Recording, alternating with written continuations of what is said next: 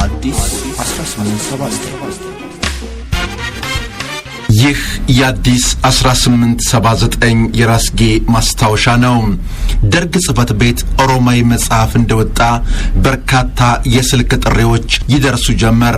የስልክ ጥሪዎቹ ደራሲና ጋዜጠኛ በዓሉ ግርማ የደርግን ሁለንተናዊ ነገር ጽፏልና አብዮቱ ዝም ሊለው አይገባም የሚሉ ነበሩ። የደርግ ጽፈት ቤት ኦሮማይ የተሰኘውን የበዓሉን መጽሐፍ በገለልተኛ ሰዎች ይታይልኛል።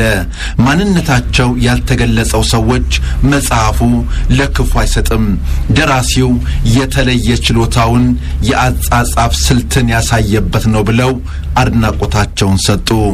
በደርጉ እንወደዳለን ያሉ የበዓሉ የቅርብ ሰዎች መጽሐፉን ገጽ በገጽ እየገመገሙ የተለየ ያሉትን ሐሳብ እየሰጡ በዓሉን ያሳጡት ጀመር። የደርግ ሰዎች የዚህን ጊዜ ደነገጡ። እነዚህ ሰዎች የሆነ ነገር መጽሐፍ ውስጥ ቢያገኙበት ነው እንጂ እንዲሁ ዝም ብለው በዓሉን አይተቹትም ብለው በአይኖቻቸው ክትትል ያደርጉበት ጀመር። በዚህም መሰረት ኦሮማይ መጽሐፍና ደራሲ በዓሉ ግርማ ምንም እንዳልተፈጠረ ሆኖ መንቀሳቀሱን ቀጥሏል። የመጽሐፉ ገበያ በከተማ ውስጥ ደርቷል።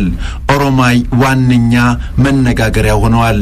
በአንድ ቀን መጽሐፉን አንብበው የሚጨርሱ በርክተዋል። የመጽሐፉ ገበያ ያስደነገጣቸው የደርግ ሰዎች የመጽሐፉን ሽያጭ ከገበያ ላይ አገዱት። ገበያ ላይ የሚያገኙትም መሰብሰብ ጀመሩ። ይህ ሁሉ የሆነ ያለው በዓሉ በጓደኞቹ አማካይነት በሚቀርብበት ትችት የተነሳ ነበር።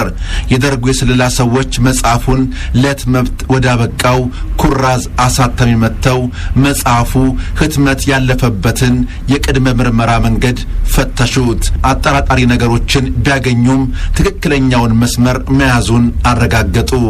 ነገር ግን የበዓሉ የቅርብ የሚባሉ ሰዎች ደርግ ጽፈት ቤት መጽሐፉን ገምግመው ያቀረቡት ደግሞ የተለየ በመሆኑ ግራ የሚያጋቡ ነገሮች ተፈጠሩ።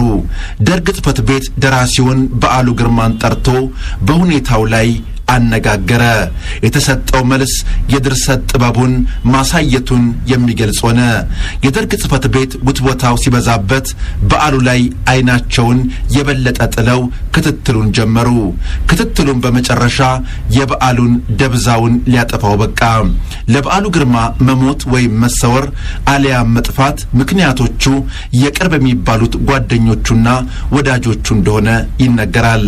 ውድ የአዲስ 1879 አድማጮች ለምትወዱት ሰው የታመናችሁ ሁኑ። ጓደኛ ተብሎ የተነገራችሁ ምስጢር ጠብቁ። ጓደኛችሁን ልክ እንደራሳችሁ ተመልከቱት። እድገቱን ተመኙለት፣ መለወጡን ደግፉለት፣ መሻሻሉን አድንቁለት።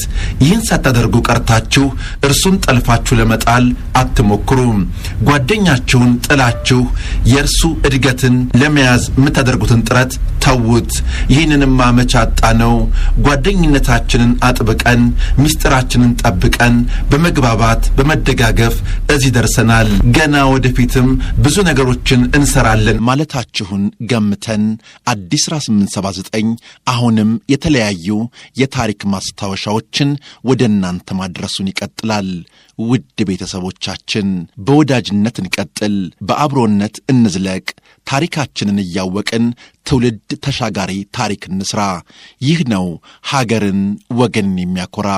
ዝግጅቱን አድምጠው አስተያየቶን ይስጡን። ከልብ እናመሰግናለን። ኩሉ አመክሩ ወዘሰናይ አጽንዑ፣ ሁሉን ፈትኑ መልካሙን የሚያዙ። አዲስ 1879